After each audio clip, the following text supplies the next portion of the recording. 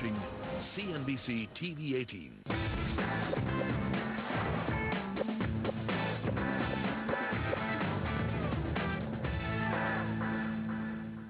Hello and welcome to the show. You're watching Big Deal and I'm Nisha Poddar. Now remember, cement deals are the ones which are really making headlines. Some serious amount of money is getting transacted and the stakes are really high.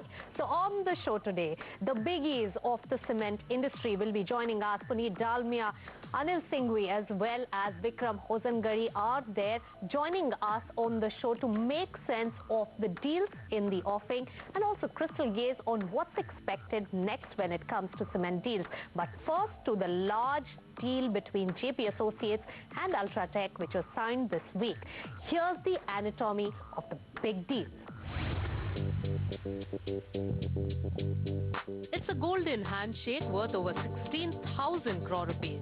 But what went on behind the scenes was full of drama, no less than a Bollywood masala film. Protagonists Kumar Mangalam Birla, Manoj Gaur, and to add to the complicated deal triangle is the largest lender to JP Associates, Chanda Kochar. The story reached a crescendo when the buzz of Sajjan Jindal entering the fray with a better offer gained momentum. JSW, the other company, taking advantage of the issues in JP Ultratech marriage. Government also got an equally important role to play in JP Ultratech saga, with the changes to MMDR Act coincidentally making a timely entry, forcing Birla to take a second look at the deal agreement. And this thickens the plot further. Lenders up in arms with their biggest weapon. SDR proposal for JP Associates took the deal to the battlefield. In the climax, like all Bollywood films, it's a happy ending with deal size reworked and Ultratech to pay 289 crores rupees extra as transfer fees required under the MMDR Act. Matter now in the lender's court for the final verdict. So that was the story of the largest cement deal in the country. One takeaway that the MMDR Act changes are still unclear to most deal makers I've spoken to. Who is going to define the estimated value of resources? How do you calculate that is going to be a big question. And next on our radar also is another large transaction, the Lafarge transaction, where it may get 9,000 odd crore rupees for 11 million tons of cement assets. Now, Deal Street, remember, for cement has been quite active. We had seen Reliance Infrastructure selling assets to Birla Corp. Also remember, Ultratech had earlier also picked up assets from JP Associates. This is not the first time, and Dalmia Bharat has also been quite active on the Deal Street. And what is also making the Deal Street very attractive and interesting is the new entrants with deep pockets coming in. Piramal, Sajjan Jindal's JSW, Nirma, all have really intensified the competition here. So let's try and crystal gaze and what's in store and whether consolidation will really continue on the Deal Street from the cement space. We have a panel and the gentlemen in the thick of the action. Anil Singhvi, Puneet, Dalmia and Vikram Hosangari. Gentlemen, thanks so much for joining us on the show. Starting with Dalmia Bharat, which according to bankers is the only show in town. So, Mr. Dalmia, what is it that's really driving the aggression to acquire at a time when globally per capita cement consumption is declining in the developed markets? So, for the Indian cement makers, is it a race to command influence and dominance as far as pricing is concerned, and also the fact that we have to grow to sustain in this industry? So, as far as the global players are concerned, very few of them have the management resources or the capital to focus serious resources towards India. But if you look at Indian companies, I think Ultratech has been an acquirer. We have been an acquirer. And currently, I think the whole demand-supply situation is loaded in favor of buyers. There are more sellers and less buyers. And after the JP deal, I think Ultratech also has done a fairly serious commitment to the sector. And I think they would probably pause for some time unless they find something which is extremely strategic. As I said, as far as we are concerned, we have also made some significant capital commitments over the last few years, and we are currently focused on integrating our acquisitions and sweating the existing assets. So unless something is very strategic, I don't think people are going to spend too much money at this point in time. And secondly, the market expectations, as the economy is reviving, as the demand-supply situation of cement turns favorable, the asset valuations are running ahead of what the cash flows are. All right, Mr. Dalmia, so of course the valuations are rich is what you are saying as an acquirer, but if you're saying that there are more sellers than buyers, then probably that supply-demand scenario will take care of the valuations dynamics. But Puneet, Dalmia is voicing what all cement buyers have been saying at this point in terms of valuations. Are they too high, Mr. Singhvi? And you have headed a large cement company. What is it that you assess the valuations on? Nisha, valuation is a matter of two factors. One is that you're buying a cement asset versus you're buying a cement business. In case of Lafarge, what is under offer is a cement business. So there is a difference. There is a huge value for cement business versus cement asset. Second is the location. If you're located in an overflowing market like Andhra Pradesh, even somebody is paying $100 will look very, very high pricing. But in the eastern market, a $125, $130 because it's a consolidated market. You have a 10 million ton play offered by Lafarge. You have a business offered by Lafarge. Obviously, it will be $125, $130.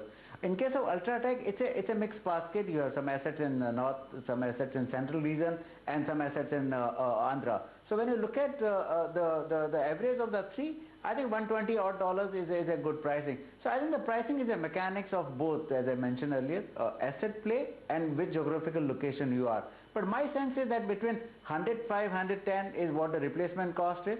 What value you are going to pay, a premium you are going to pay on top of it will depend upon what kind of asset, what kind of business you are buying.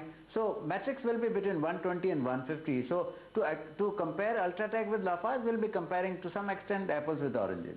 Of course, these two deals are not totally comparable, as you said. But what about brand value and the captive mining reserves? How much of valuation of these two factors really come into play?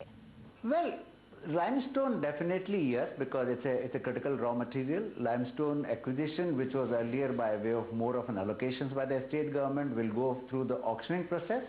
But your proposition on the brand, and I have a situation here like in case of JP, it is being bought by Ultratech, so JP brand will be killed because Ultratech is not going to use the JP brand, nor JP will allow Ultratech to use that brand, including Lafarge. So Lafarge is also not selling the brand along with it. So whosoever is a new buyer will have to really work around on the brand. So there is a brand premium in these two. But tomorrow if there is any company which has like Ambuja or ACC, whenever these companies got sold, or today any other company which has a huge brand, and that brand can be used by the buyer for all the time to come, like Ambuja is being used or ACC is being used by Holcim, there will definitely be a premium for the brand. But these two assets definitely does not have any brand value because these brands are not transiting to the buyer. Of course, but the assets are good as well. So let's take a view from KPMG. Mr. Hosangari, how do you really analyze and compare the recent deals in terms of the valuations? On a dollar per ton basis, remember the current JP Ultratech deal is seen at around $117 per ton, and the last one was also around those similar levels. So if you look at valuation and the key drivers for it, one is clearly the size of the asset. Now, if you look at an asset which is about 10 million tons, the valuation will be quite different from something that's 3 to 5 million. 3 to 5 million would typically have a scarcity premium. There would be far more number of bidders. About 10 would call for a very different kind of asset class. That's one key factor. The second factor really is geography. Where are the plants located? Right? Very, very important. What is the demand supply in that region? Because that will determine pricing in the future. Right? So if you look at the East today, the East is widely regarded as a very attractive market and profit margins are quite high. But that's because supply hasn't caught up with demand. Now, if some of the brownfield, greenfield plants do come up, then prices in that region could also come off. So again, I think it's critical to see which region the plants are located. And then, of course, the question is, consolidation, right? I mean, if today an international player is not in the market, please remember most of these international players are currently in markets where there is no growth. And they have no choice but to be in emerging markets like India, China, they already have a presence, or in Africa, LATAM. So to that extent, the scarcity premium will also drive up valuations. All right, Mr. Hosangari. So let's come back to the acquirer then. And Puneet Dalmia, what is it that Dalmia Bharat is eyeing at this point? Is it in terms of geographies or just expansion of capacity? What is it that you require? I think, we can't share our detailed strategic criteria. But all I can say is that, one of the things which is very important is that we should be able to, have good synergies with the asset that we buy. And, we must be confident that we are getting asset which is in a market which is stable and which could potentially offer good growth over a long term. All right, Mr. Dalmia, hold your thought there, because we can't forget that Lafarge deal had also seen so much of drama, because Dalmia Bharat had a huge role to play in that one by challenging the Competition Commission for barring the company from participating in the large Lafarge transaction. We'll find out from Puneet Dalmia on what exactly transpired there. Stay tuned to Big Deal.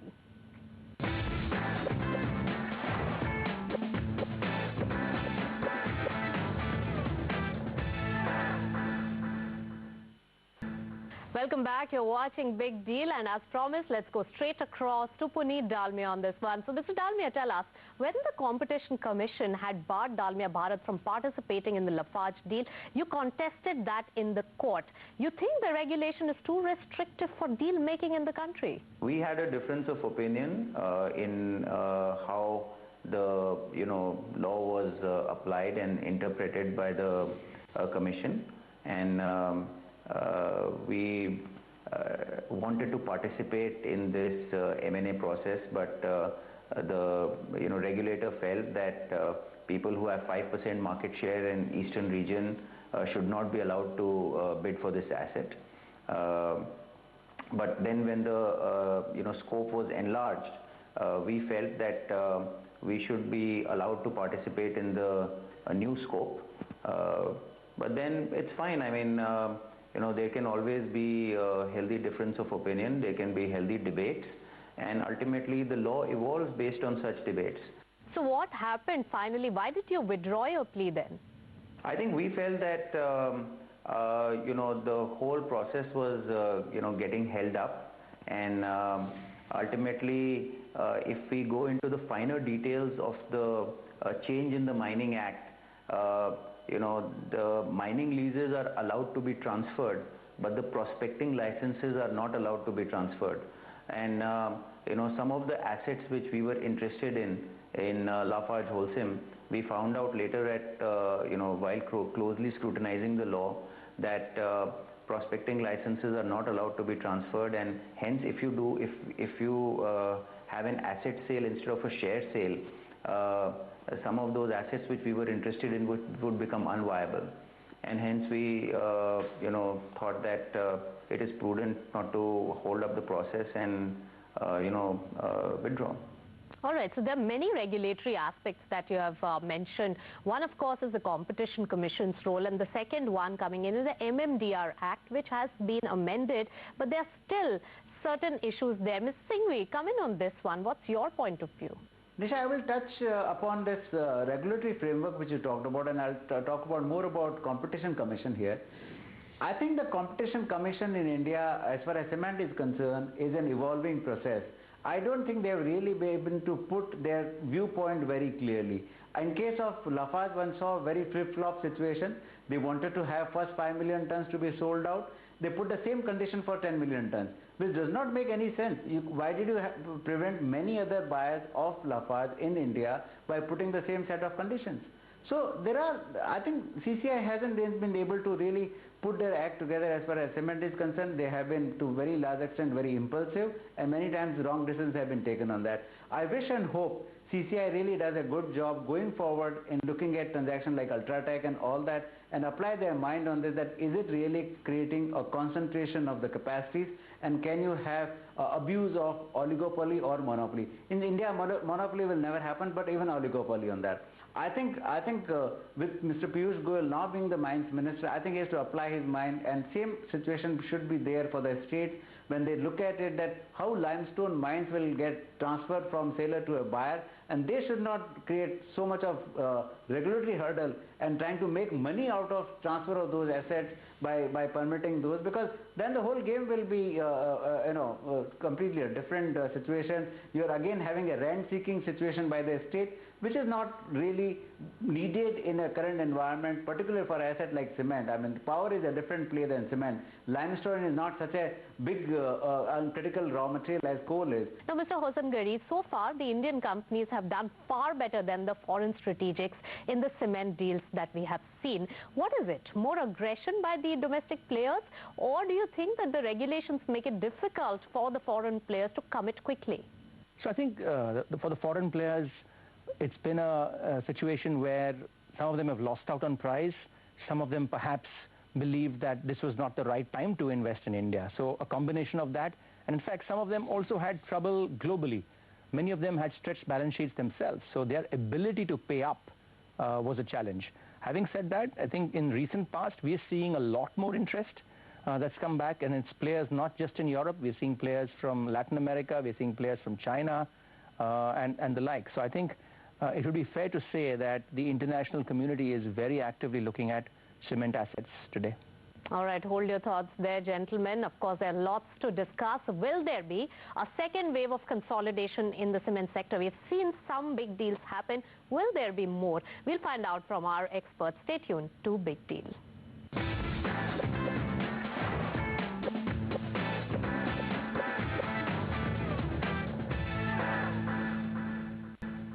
Welcome back. You're watching Big Deal, and with us we are joined by Puneet, Dalmia, Anil Singhvi, as well as Vikram Hosangari, who are telling us what to expect from the deal street when it comes to the cement sector. All right, to the KPMG view that we promised, Mr. Hosangari, how do you see the entire consolidation going forward? Do you see enough action in the smaller cement players as well? Yeah, so the current deals in play have been about 10 million tons, which would classify them as large deals, but we do expect activity in regional states, and these would typically be between 3 to 8 million tons. Will there be interest? Definitely there would be. There would be consolidation plays. Would it mean international players will come in? Maybe not, because I think most international players would like to bite plants of at least 8 to 10 million metric tons, and clearly small regional plays may not be attractive for them.